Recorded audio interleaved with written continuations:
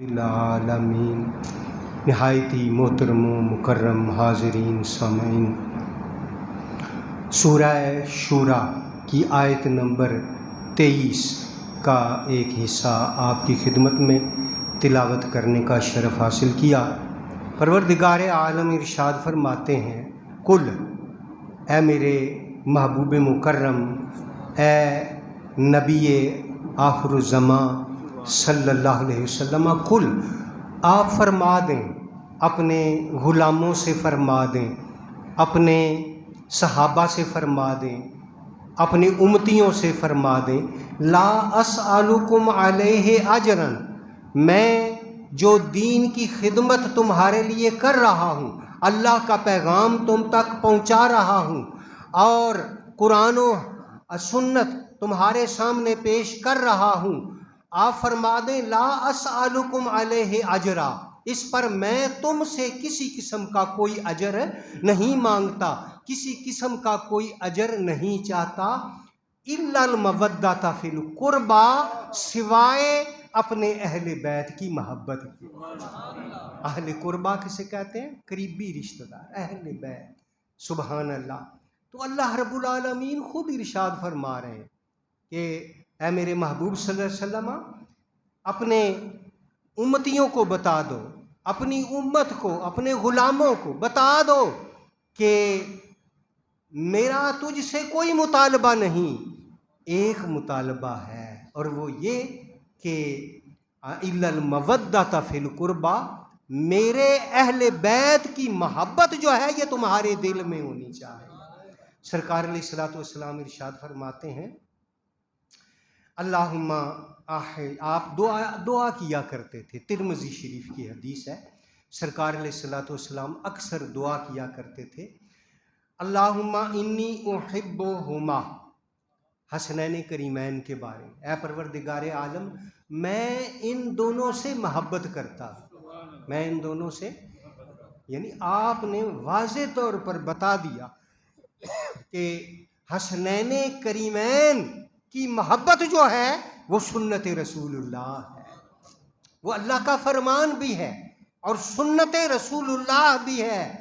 اللہم انی احبہما و احب من یحبہما، اور میں اس سے بھی محبت کرتا ہوں جو ان دونوں سے محبت کرتا ہے، جو ان دونوں سے پیار کرتا ہے، جو میرے نواسوں سے محبت کرتا ہے، میں ان سے بھی محبت کرتا ہوں۔ اللہ اکبر۔ تو سرکار علیہ الصلوۃ والسلام ارشاد فرماتے ہیں، یہ بھی ترمذی شریف کی حدیث گرامی ہے، سرکار ارشاد فرماتے ہیں، احب اللہ، اے میرے غلاموں، اے میرے امتیوں، احب اللہ، تم اللہ رب العالمین سے محبت کرو۔ کیوں محبت کرو؟ لما یغزوکم من نعمت، کیونکہ وہ اپنی نعمتیں تمہیں عطا فرمائے، اس نے تمہیں زندگی عطا فرمائی ہے، اس نے تمہیں صحت عطا فرمائی ہے، اس نے تمہیں رزق عطا فرمایا ہے، اس نے تمہیں علم عطا فرمایا ہے، عقل عطا فرمایا، یہ ساری نعمتیں اللہ تعالیٰ تمہیں عطا فرمائی ہیں۔ وہ ولی نعمت ہے، وہ رب ہے، وہ مرتبہ کمال تک پہنچانے والا ہے، اور فرمایا کہ وَأَحِبُّونِي لِحُبِّ اللَّهِ، مجھ سے محبت کرو اللہ کی محبت کے لیے، کیونکہ میں اللہ کا محبوب ہوں، اللہ تعالیٰ نے مجھے آپ کی طرف رسول بنا کے، نبی بنا کے بھیجا ہے، مجھ سے محبت کرو اللہ کی محبت کے لیے۔ اور پھر فرمایا احبو اہل بیتی لحبی، اور میرے اہل بیت سے محبت کرو۔ کیوں کرو؟ میرے لیے کرو، میری محبت کے لیے۔ میرے اہل بیت سے محبت کرو گے تمہیں میری محبت مل جائے گی، اور مجھ سے محبت کرو گے تمہیں اللہ کی محبت مل جائے گی۔ اللہ اکبر۔ اور پھر مزید سرکار پاک صلی اللہ تعالی علیہ وسلم نے ارشاد فرمایا،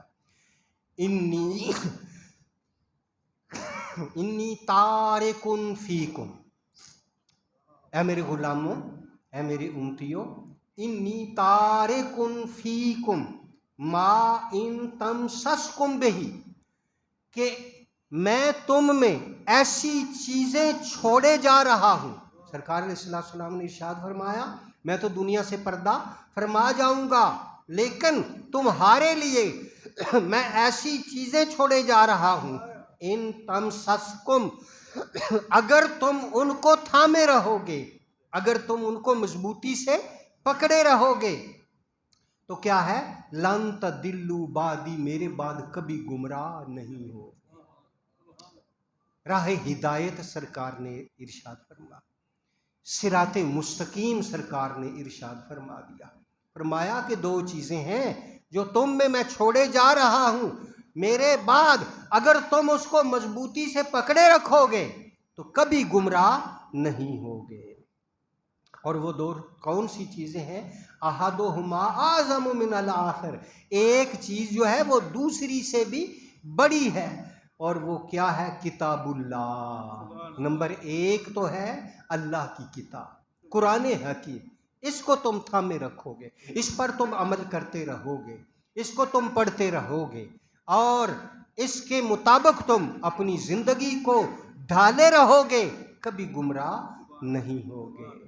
اور دوسری کیا ہے؟ فرمایا حبل ممدود، یہ کتاب اللہ جو ہے حبل ممدود، یہ ایک رسی ہے، آسمانوں سے لے کر زمین تک اللہ رب العالمین کی یہ رسی ہے، جو اس کو تھام لے گا، پکڑ لے گا، وہ کبھی گمراہ نہیں ہوگا۔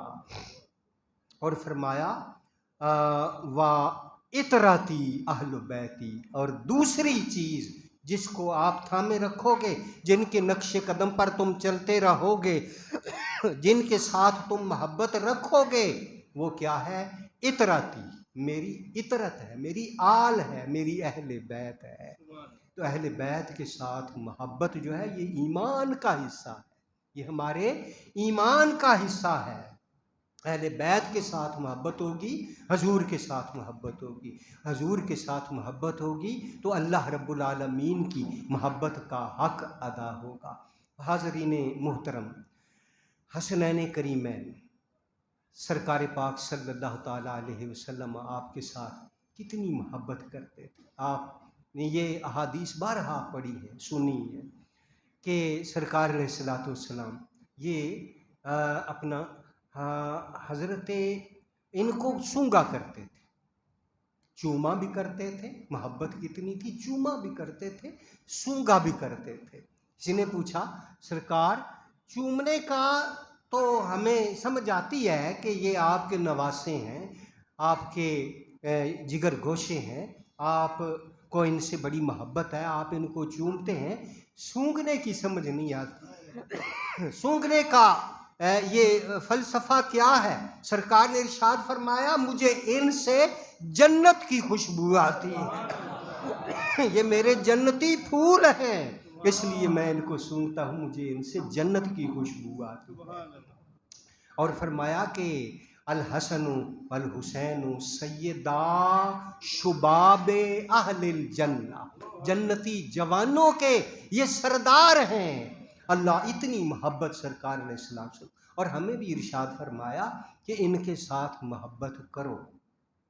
لیکن وہ وقت جو کڑا وقت تھا، 10ویں محرم الحرام تھی، ظہر کا وقت تھا، اور گھوڑے کی پشت پر سوار تھے، جسم زخموں سے چور تھا، اور اس وقت سرکار پاک صلی اللہ تعالیٰ علیہ وسلم نے اس وقت کے بارے میں پہلے بتایا ہوا تھا، لیکن آپ نے ارشاد فرمایا تھا اللہم آتے حسین صبرا و اجرا، اے پروردگار جب میرے حسین پر وہ کڑا وقت آئے تو اس وقت میرے حسین کو صبر عطا فرمانا، میرے حسین کو اجر عطا فرمانا۔ تو وہ کیسے شقی القلب ہوں گے، وہ کیسے بدبخت ہوں گے جنہوں نے ایسے رسول اللہ صلی اللہ تعالیٰ علیہ وسلم کے پیارے نواسے پر تیر برسائے ہوں گے، جنہوں نے آپ کے جو ہے نا سر اقدس کو بدبختی کا اظہار کرتے ہوئے آپ کا سر اقدس تن سے جدا کیا ہوگا، کتنے بدبخت ہوں گے۔ لیکن یہ سب کیا تھا؟ حضرت امام علی مقام رضی اللہ تعالیٰ. بعض لوگ کہا کرتے ہیں کہ جی یہ دو شہزادوں کی لڑائی تھی، بس اس سے زیادہ اور کیا. نہیں، یہ دو شہزادوں کی لڑائی نہیں تھی، یہ اسلام کی عظمت کا اور اسلام کو بچانے کا ایک عمل تھا حضرت امام حسین پاک رضی اللہ تعالیٰ عنہ کا. سن 60 ہجری میں جب حضرت سیدنا امیر معاویہ رضی اللہ تعالیٰ عنہ کا انتقال ہو گیا، تو آپ کے بعد خلافت کی مسند پر یزید کو بٹھایا گیا. اور یزید بظاہر تو حضرت امیر معاویہ رضی اللہ تعالیٰ عنہ کے سامنے اس کا کردار کوئی ایسا نہیں تھا. بظاہر آپ کے سامنے وہ نماز بھی پڑھ لیتا تھا اور اپنے آپ کو درست رکھتا تھا، لیکن اس کا جو بہت سارے غلط لوگوں کے ساتھ گہرا تعلق تھا، اور اس اعتبار سے اس کا کردار جو ہے وہ حسینیت کے بالکل برعکس تھا. نماز میں سستی کرنا اور شراب، جس کو اللہ تعالیٰ نے اپنے قرآن میں حرام قرار دیا، شراب پینا، بلکہ بعض اوقات اتنی شراب پیتا کہ نمازوں کا وقت گزر جاتا اور وہ نشے میں رہتا.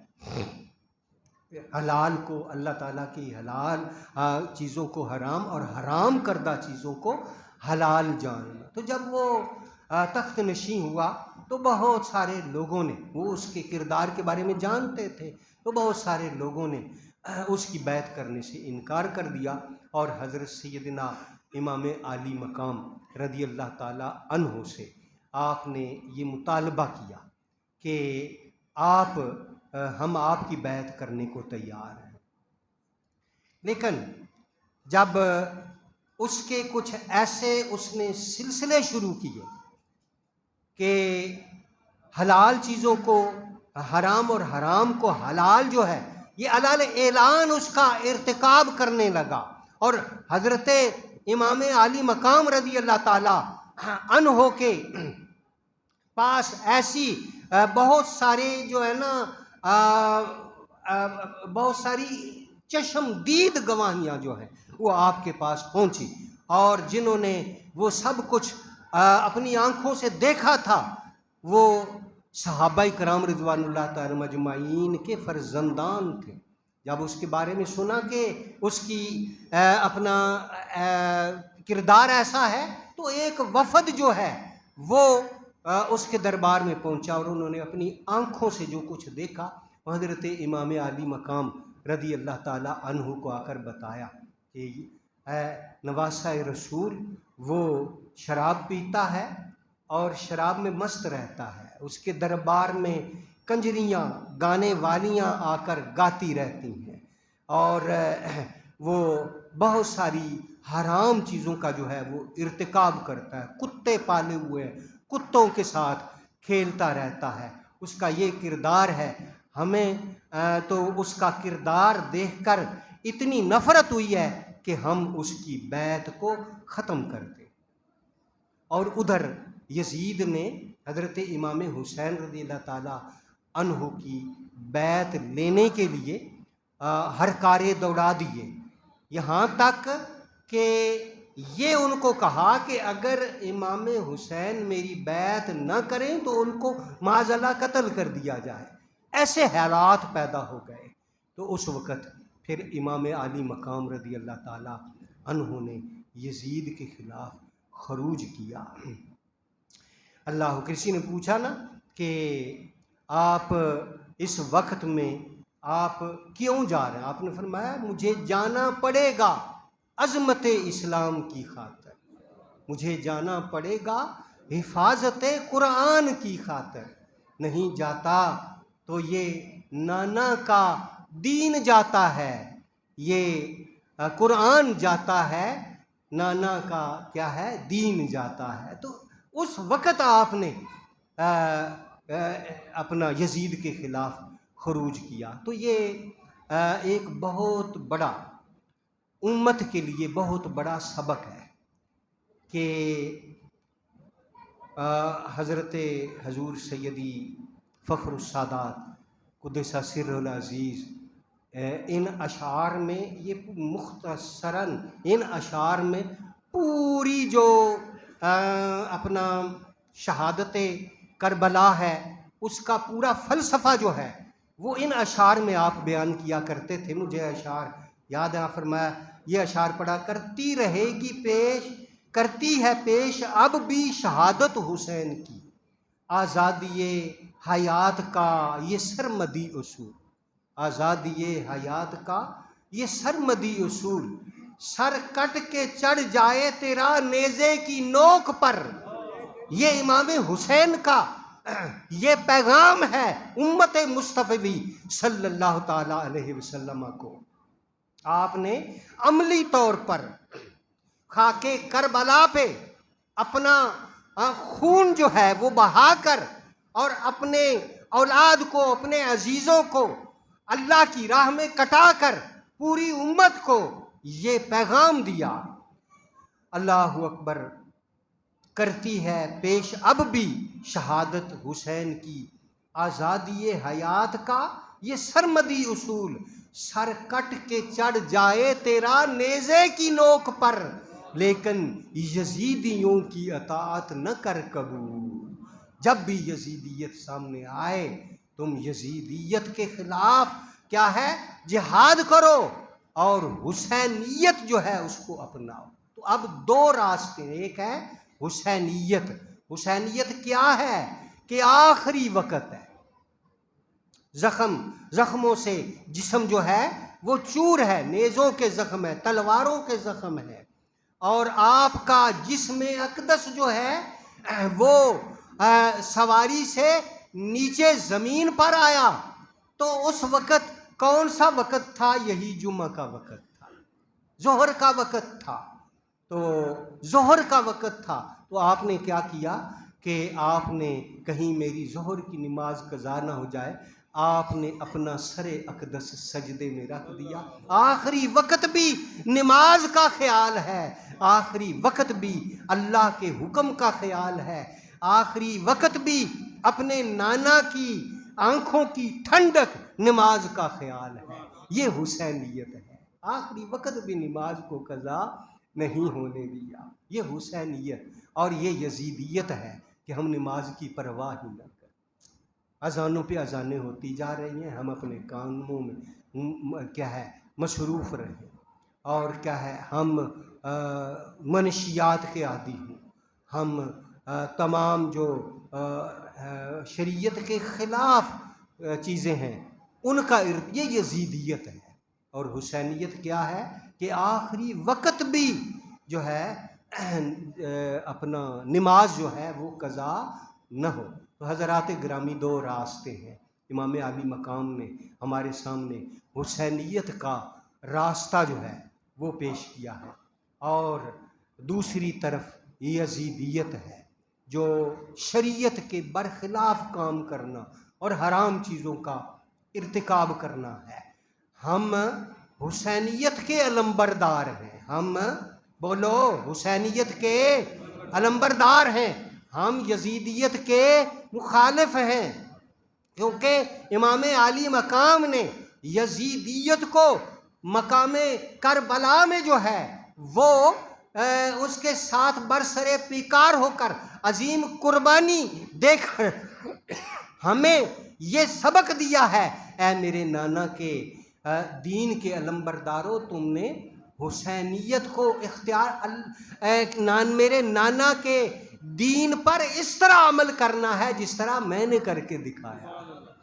تو حضرات گرامی قدر، ہم حسینیت کے علمبردار، اس لیے ہمیں عملی طور پر بھی حسینیت کو اپنانا، عملی طور پر بھی ہماری نمازیں قضا نہیں ہونی چاہیے، ہمیں کوئی غیر شرعی جو کام ہے وہ ہم سے ان کا ارتکاب نہیں ہونا چاہیے۔ یزیدیت کا راستہ بالکل جو ہے ہم نے قطع کرنا ہے، حسینیت کے راستے کو اپنانا ہے۔ یہی 10ویں محرم الحرام کا پیغام ہے، یہی شہادت حسین کا پیغام ہے، یہی شہادت کربلا کا پیغام ہے۔ اللہ رب العالمین ہمیں یہ پیغام سمجھنے اور پھر اس پر عمل پیرا ہونے کی توفیق عطا فرمائے۔ وما علینا الا البلاغ۔